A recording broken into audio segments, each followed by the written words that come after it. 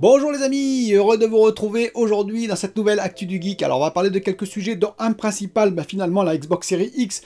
Comme vous avez vu, il y a pas mal de vidéos sur l'anniversaire de la Xbox Series X. J'ai une Xbox Series X. Je vais parler de mon expérience. Je vais aussi parler de ce qu'on voit se dessiner petit à petit. C'est-à-dire que si on regarde un peu toutes les vidéos, de quoi on parle quand on parle de Xbox Series X? On parle essentiellement de Game Pass. Il y a eu d'ailleurs des lives qui ont été faits et on parle beaucoup du Game Pass plus que de la Xbox Series X. Est-ce que c'est une tendance à venir?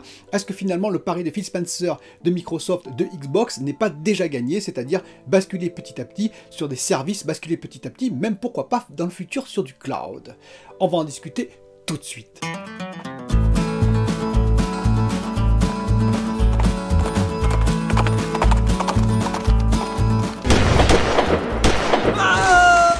Alors avant toute chose, je serai à un salon du livre, encore un, et oui c'est l'automne, l'hiver et le printemps, il y a pas mal de salons du livre, avec mes éditeurs, je serai à Saint-Didier-sur-Chalaronne, pour présenter mes livres comme d'habitude. C'est un salon gratuit, c'est tout petit, je le précise. Alors si vous habitez à côté de Mâcon et que vous voulez faire un petit coucou, n'hésitez pas à venir, mais sinon c'est pas la peine de vous déplacer, enfin sauf si vous voulez vraiment me voir, pourquoi pas. Autre info intéressante, Unity a racheté Weta Digital. Vous savez, la société d'effets spéciaux qui a été créée par Peter Jackson, le Seigneur des Anneaux en l'occurrence. Donc c'est une société qui marchait très très bien et Unity l'a acheté. Vous savez, Unity c'est la société qui a fait un moteur de jeu concurrent de Unreal Engine, de Epic en particulier, de Epic Games. Eh bien Unity a racheté pour 1,6 milliard de dollars, c'est quand même une belle somme, Weta Digital. Pourquoi ils ont fait ça? Eh bien Weta Digital est spécialisé dans les effets spéciaux, en particulier pour le cinéma, mais leur technologie pourrait peut-être intégrée également dans leur moteur de jeu. Il faut savoir par exemple que Unreal Engine a été utilisé en partie pour des effets spéciaux dans Le Mandalorian. Et oui, Le Mandalorian qui est passé sur Disney+. On a vu ça, c'est-à-dire que Epic Games a travaillé sur certains effets spéciaux dans Le Mandalorian. Effectivement, le jeu et le cinéma se rapprochent petit à petit parce que le jeu devient de plus en plus photoréaliste et donc on est capable de faire des effets spéciaux qui vont au cinéma, qui vont dans les séries, qui vont dans les films et tout en coûtant bien moins cher parce que bien entendu tous ces moteurs de jeu, Unreal Engine, Unity et les autres permettent d'accélérer la production de scènes pour les jeux mais aussi pour le cinéma, les séries et les films. Take-Two Entertainment de leur côté, vous savez, ceux qui possèdent Rockstar, Rockstar GTA, etc., eh bien ils ont acheté Dynamics XYZ, une société qui est spécialisée dans les performances capture, les animations faciales, ce qui intéresse fortement Take-Two, bien entendu, Rockstar et toutes les sociétés qui sont sous Take-Two. Alors je vais parler un petit peu de mon expérience Xbox. Eh bien oui, parce que vous savez que moi, il y a un peu plus d'un an, Xbox, je ne connaissais pas cet univers. Je ne connaissais pas du tout Xbox, j'étais PlayStation comme je l'ai déjà expliqué, et donc j'ai réussi à avoir la Xbox Series X à l'époque, quasiment à la sortie, je l'ai eu en décembre, un tout petit peu plus tard, le second run de vente qu'il y a eu de Xbox, j'ai réussi à attraper une Xbox Series X, et ça m'a fait extrêmement plaisir. Et bien entendu, en même temps, j'ai pris le Game Pass. Alors c'est assez marrant parce que lorsque vous regardez les émissions actuellement, on parle de la Xbox Series X, vous savez c'est l'anniversaire des consoles, Xbox Series X, Xbox Series S, et étrangement, on parle beaucoup des machines, mais très très vite, on bascule sur le Game Pass. Et ça me fait dire qu'effectivement, le grand coup gagnant de Phil Spencer de Xbox, ce n'est peut-être pas la machine, mais c'est bien le Game Pass. C'est-à-dire que finalement, Microsoft, ils ont peut-être un coup d'avance là-dessus, il faut bien le reconnaître, par rapport à PlayStation. Les machines sont souvent comparées entre elles, on compare la technologie, on compare un petit peu les performances, mais finalement, est-ce que ce n'est pas le Game Pass qui est au-delà, qui est en avance sur les services qui sont proposés par PlayStation? Est-ce que finalement, ça ne dessinerait pas un peu le futur? On peut d'ailleurs être contre le cloud, le xCloud, Stadia, Luna, etc. Mais là aussi, je crains que dans l'avenir, quoi qu'on fasse, on aura droit au cloud directement connecté sur les futurs téléviseurs. En 2022, vous verrez, ça arrivera de plus en plus. En 2023, la gamme de téléviseurs, il y aura quasiment tous les téléviseurs qui auront une connexion, par exemple, avec Stadia, avec pourquoi pas le xCloud, avec le GeoForce. On en parle beaucoup d'ailleurs de tous ces clouds qui seraient directement connectés avec le Amazon Luna bien entendu, et donc on aura juste une manette à acheter pour pouvoir jouer directement. Bien entendu, il faudra la fibre ou en tout cas un ADSL très performant, mais là aussi le 5G va se déployer et c'est dans ce 5G que mettent beaucoup d'espoir la plupart des distributeurs de cloud, effectivement, c'est-à-dire un palliatif pour les zones qui ne seraient pas fibrées par exemple. Alors vous allez me dire tout de suite côté PlayStation, qu'est-ce qu'ils vont faire? Parce que ça va être difficile de faire un Game Pass, effectivement, ou même de faire ce que fait l'équivalent d'un Google avec Stadia, de ce que fait Amazon avec Luna, parce que bien entendu, Amazon, Google et Microsoft, ce n'est pas Sony. Sony a quand même des moyens inférieurs. Bah déjà, vous voyez ce qui se passe pour PlayStation. PlayStation, ils redirigent leur jeu maintenant vers le PC. Ils ont compris que côté PC, ça rapportait pas mal. Par exemple, Horizon Zero Dawn a pas mal rapporté, ça a été un beau succès sur PC lorsqu'il est sorti sur PC. Et donc finalement, vous sentez que PlayStation, petit à petit, ils vont un peu dériver, changer leur stratégie de base. Au départ, ils disaient non, les exclus, ça restera chez nous et point final. Et bien maintenant, ça va commencer à sortir de plus en plus sur PC. D'ailleurs, ils ont créé une division PlayStation PC, et on entend parler d'ailleurs d'un Forbidden Horizon West qui sortirait non plus dans 2 ou 3 ans, mais peut-être dans 1 an, voire moins, sur PC, c'est-à-dire il sortira sur la PlayStation, la PS5, et peut-être 6 mois après, il pourrait sortir sur PC.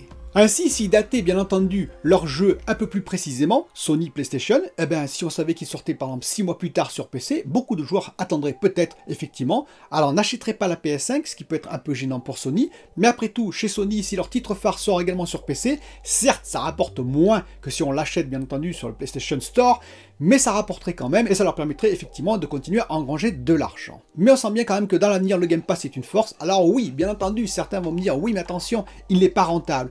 Là aussi, il faut faire attention. Comme je l'expliquais dans une précédente vidéo, Forza Horizon 5 a rapporté 75 millions de dollars. Alors attention, bien entendu, ça n'a pas rapporté 75 millions de dollars à Microsoft, à Xbox. Ça a rapporté un peu moins, il y a les taxes, il y a parfois des distributions, il y a parfois effectivement la fabrication, si il est vendu en boîte, eh bien entendu ça rapporte moins, mais ça a quand même rapporté beaucoup d'argent et ça va continuer à le faire surtout dans le futur. Parce que le jeu, s'il plaît, bien entendu, il y a des tas de gens qui vont acheter les DLC. Et donc je vous le répète, dans 3 à 6 mois, ce jeu pour moi sera rentabilisé côté développement sans avoir besoin d'utiliser le Game Pass. Pour preuve, Phil Spencer a tout de suite évoqué son contentement, d'ailleurs par un petit billet, en expliquant qu'effectivement par rapport à Forza Horizon 4, eh bien celui-ci avait démarré 3 fois plus fort, qu'il y avait déjà 4,5 millions de joueurs qui avaient essayé Forza Horizon 5, enfin qui jouaient à Forza Horizon 5. Et donc, eh bien ça continue pour moi à alimenter, est-ce qu'on aura une future console Xbox Series Z par exemple dans 7 ans?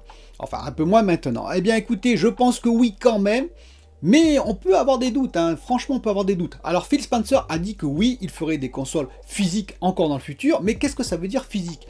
Est-ce que ça veut dire une console encore plus puissante que la Xbox Series X, ou est-ce que ce sera une console qui sera plus cloud entre guillemets, et qui permettra de compléter la puissance des serveurs à distance, tout en offrant un maximum de qualité, si on possède la fibre ou la 5G? Donc ça c'est une vraie question. Je pense qu'ils continueront à faire des consoles physiques chez Xbox, au moins pour la prochaine génération, pour un peu lutter contre Sony, pour pas laisser le champ libre à Sony totalement, mais on peut avoir des surprises avec Xbox et un total revirement de situation et de direction, parce que le Game Pass, c'est ça qu'on parle aujourd'hui, on parle du Game Pass, du Game Pass, du Game Pass, plus que de la console physique finalement. D'ailleurs, des tas d'abonnés qui me disent, moi j'ai pas le Game Pass parce que moi j'ai un PC qui est suffisamment puissant et donc je joue sur PC. Imaginons en plus que le xCloud se développe, s'améliore. Finalement, dans le futur, on pourrait jouer avec le xCloud directement connecté à un téléviseur, comme je vous ai expliqué, ou alors avec un simple PC non puissant, on aurait la puissance des serveurs externes à distance. Et donc, est-ce que ce serait bien utile d'avoir finalement une console puissante chez soi? C'est la direction que veut prendre Microsoft, ça c'est sûr. Est-ce que ce sera pour la prochaine génération ou la suivante?